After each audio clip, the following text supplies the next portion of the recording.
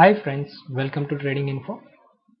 ఈరోజు మన టాపిక్ వచ్చేసి ఆపరేటర్ యొక్క ఎంట్రీ ఎగ్జిట్ ఒక స్టాక్లో ఏ విధంగా ఉంటుంది, ఒక స్టాక్లో ఆపరేటర్ యొక్క రోల్ ఏంటి అనే దాని గురించి మీకు ఈ వీడియోలో క్లియర్గా ఎక్స్ప్లెయిన్ చేస్తాను. ఓకేనా అండి. దీనిలో వచ్చేసి నేను చెప్పే ప్రతి పాయింట్ కాన్సన్ట్రేషన్ తోటి క్యాచ్ చేయండి, ఒక్క పాయింట్ కూడా మిస్ కాకండి. ప్రైస్, వాల్యూమ్ ఇవి రెండు మెయిన్, వీటిని బేస్ చేసుకొని మీరు ట్రేడ్ చేయాల్సి ఉంటుంది. వీటితో పాటు daily delivery percentage of the stock, ఏదైతే మీరు స్టాక్ తీసుకున్న దాని యొక్క daily delivery percentage, open interest కంపల్సరీగా చెక్ చేయాల్సి ఉంటుంది. ఓపెన్ ఇంట్రెస్ట్ అంటే ఏంటండి? ఫ్యూచర్స్ అండ్ ఆప్షన్స్లో ఓపెన్ ఇంట్రెస్ట్ అంటే బయింగ్ సైడ్ ఉందా, సెల్లింగ్ సైడ్ ఉందా అనేది మీరు చెక్ చేసుకొని మీరు ఎంట్రీ ఎగ్జిట్ తీసుకోవాల్సి ఉంటుంది. ఓకే, దీనిలో మీకు వచ్చేసి ఆపరేటర్ గురించి మీకు క్లియర్గా ఎక్స్ప్లెయిన్ చేస్తానండి. ఇందులో ఆపరేటర్ యొక్క మూమెంటం ఏ విధంగా ఉంది అనే టాపిక్ గురించి మీకు ఎక్స్ప్లెయిన్ చేస్తాను. ఇక్కడ ఫస్ట్ వచ్చేసి increase in price, increase in volume అని ఇచ్చాను కదా.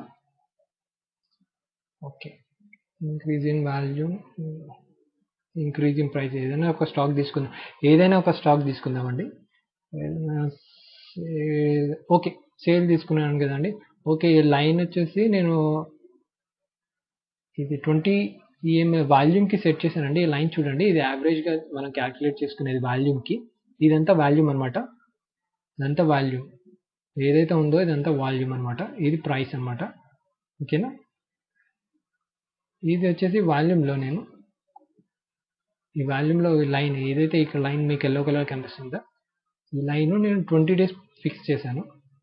ఓకేనా, ఇది యావరేజ్ని చూపిస్తుంది. యావరేజ్ వాల్యూమ్ కంటే ఏ రోజు వాల్యూమ్ ఎక్కువగా వచ్చింది చూడండి. ఓకేనా, ఇక్కడ చూడండి,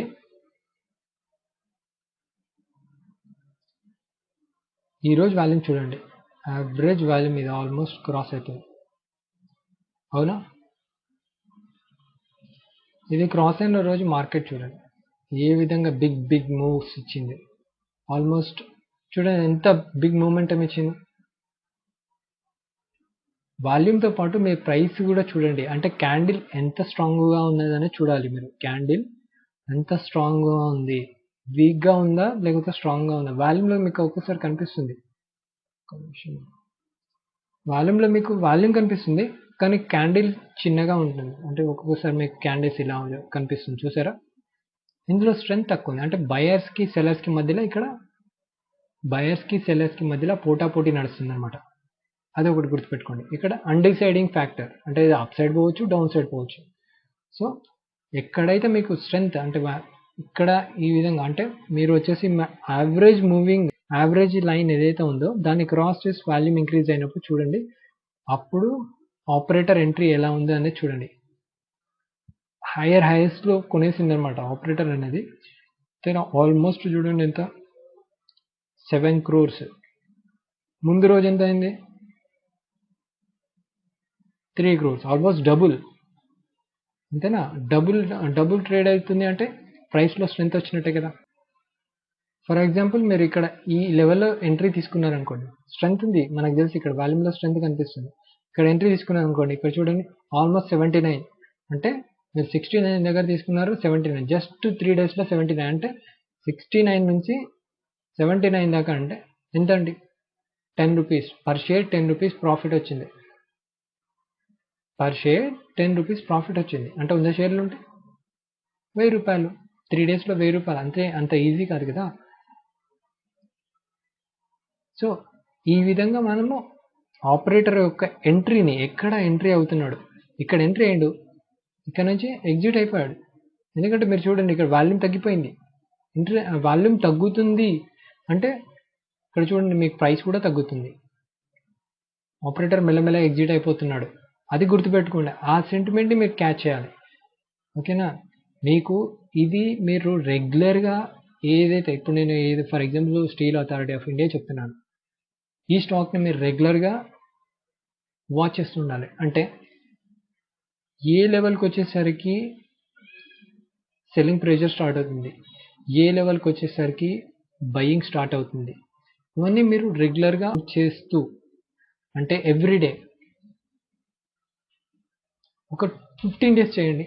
ఒక్కొక్క స్టాక్ ఏదైనా మీరు ఇప్పుడు ఇది ఒకటి ఇచ్చాను అనుకోండి, ఇలా ఇది కాకుండా వేరే మీకు నచ్చిన స్టాక్లు ఏవైనా మంచి స్టాక్స్ మీరు ఫండమెంటల్లీ స్ట్రాంగ్ ఉన్న స్టాక్స్ పిక్ చేసుకొని వాటి మీద 15 డేస్ అయితే 20 డేస్ ఒక్కొక్క స్టాక్ మీద మీరు టెస్ట్ చేస్తూ ఉండండి. అంటే మీరు మనం బ్యాక్ టెస్ట్ అంటాం కదా, ఆ బ్యాక్ టెస్ట్ చేస్తూ ఉండండి. ఈ ప్రైస్ దగ్గర ఏమవుతుంది, ఈ ప్రైస్ దగ్గరకు వస్తే ఇక్కడ నుంచి ఖచ్చితంగా ఇది బౌన్స్ బ్యాక్ అవుతుంది, ఈ ప్రైస్ దగ్గర వస్తే ఇక్కడ నుంచి ఫాల్ డౌన్ అవుతుంది. ఈ విధంగా మీరు కొన్ని పాయింట్స్ మీరు రెగ్యులర్గా మీరు నోట్ చేసుకున్న ఆటోమేటిక్గా మీకు ఆ స్టాక్ మీద అవగాహన కంప్లీట్గా వస్తుందండి. అలాగే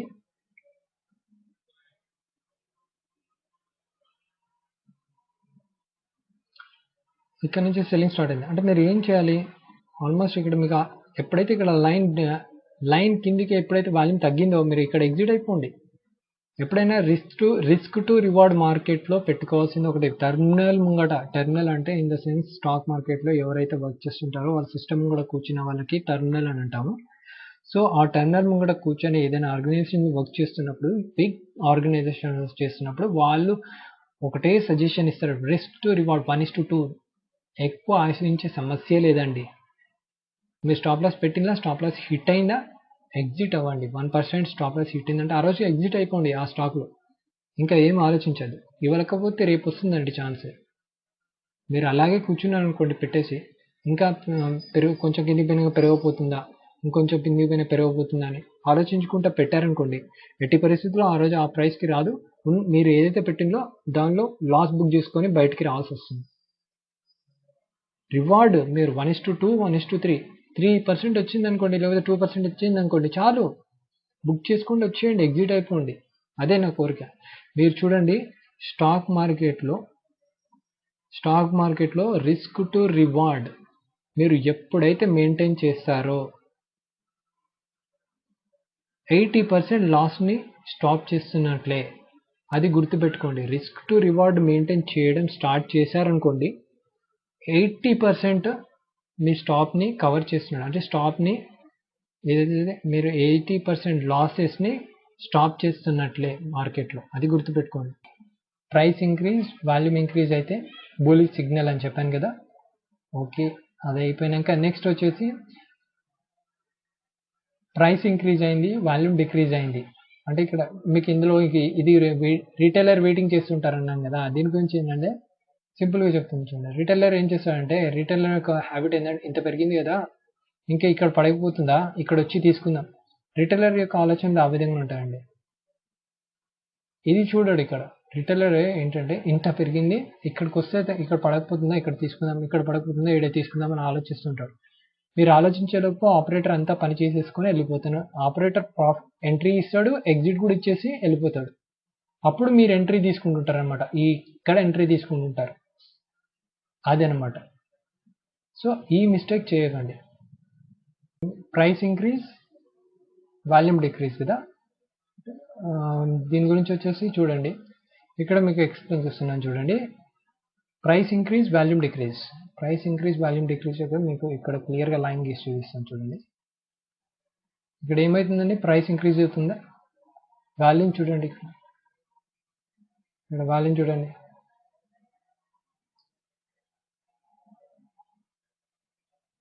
ఈ విధంగా వాల్యూమ్ డిక్రీజ్ అయిందా.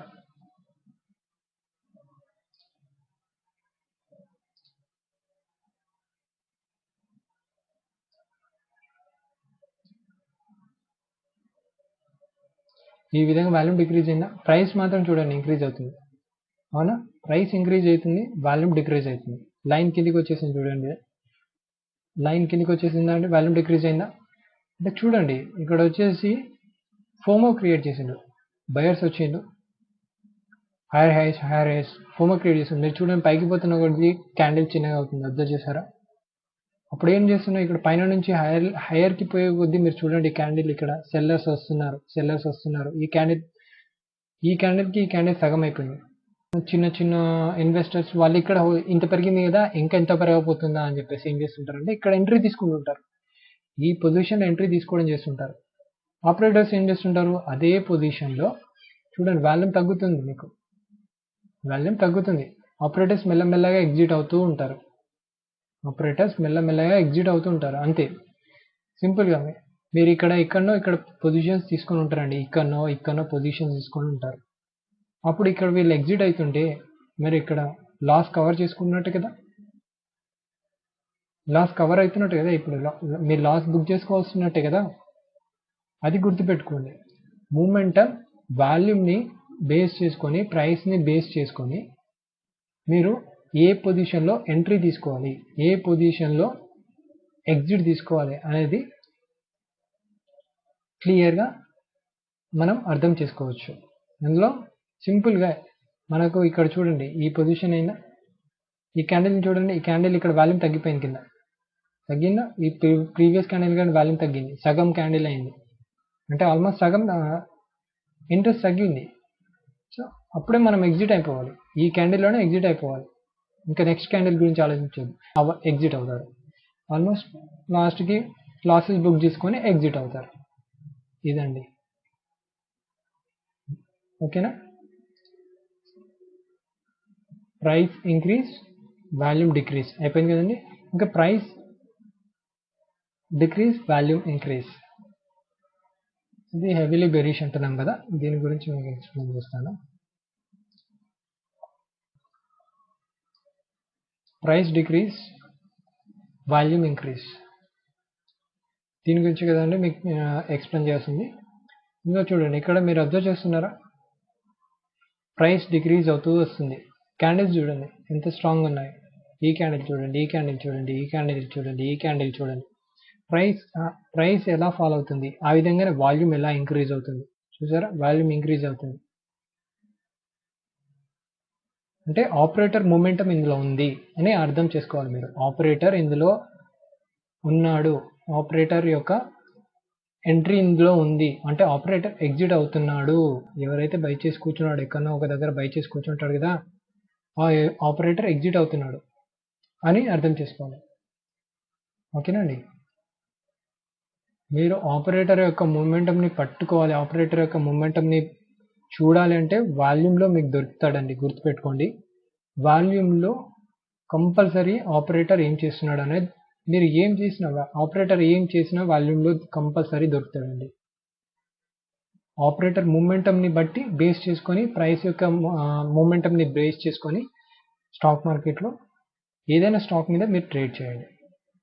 ఓకేనా అండి. సో మీకు కంప్లీట్గా చూసారా, ఇది బేరిష్, కంప్లీట్గా బేరిష్ అయింది. అంటే ఇక్కడ వచ్చేసి వాల్యూమ్ ఇంక్రీజ్ అయింది, ప్రైస్లో డిక్రీజ్ అయింది, కంప్లీట్ బేరిష్. ఓకేనా. మీరు రీటెస్ట్ చేయండి ఏదైనా స్టాక్. నెక్స్ట్ వచ్చేసి fourth one, price decrease, volume decrease, heavily bullish stock తీసుకున్నాం. బజాజ్ ఫైనాన్స్ తీసుకుందామండి. బజాజ్ ఫైనాన్స్లో వచ్చేసి చూడండి, ఇక్కడ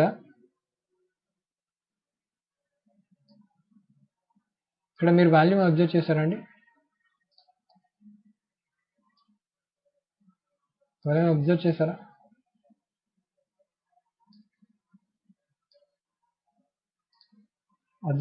వాల్యూమ్ డిక్రీజ్ అవుతుంది, ప్రైస్ కూడా డిక్రీజ్ అవుతుంది, అవునా. అంటే ఇక్కడ ఎవరు ఉన్నారు, వాల్యూమ్ లేదు, ప్రైస్ కూడా అంత ఫ్లక్చువేషన్ లేదు, డిక్రీజ్ అవుతుంది. అంటే ఇక్కడ చూడండి, వాల్యూమ్ ఉన్న దగ్గరనే ఆపరేటర్ ఉంటాడు, అది ఒకటి గుర్తుపెట్టుకోండి.